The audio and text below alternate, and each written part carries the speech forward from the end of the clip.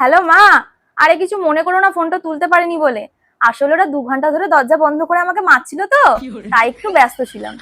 হ্যাঁ, ওদের বাড়িতে তো কোনো দোষ করলেই আমাকে মারে।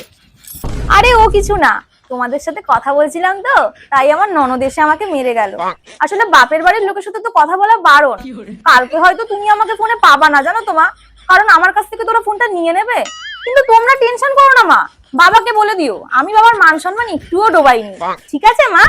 হ্যালো মা, ওই যে আমাকে দেখতে আসার সময় বলেছিল না যে বৌমা বিয়ের পর যতদূর ইচ্ছে ততদূর পড়বে, কালকে আমার বইগুলোতে আগুন লাগিয়ে দিল জানো মা।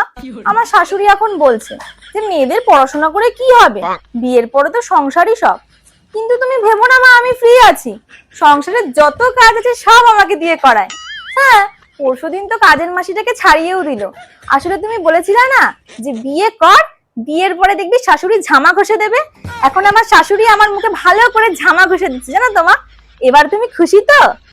হ্যালো মা, ওই যে তোমাকে ওরা বলেছিল না যে বিয়ের পর বৌমা না মেয়ে নিয়ে যাচ্ছি, 3টে বেজে গেছে জানো তো মা, এখনো খেতে দেয়নি।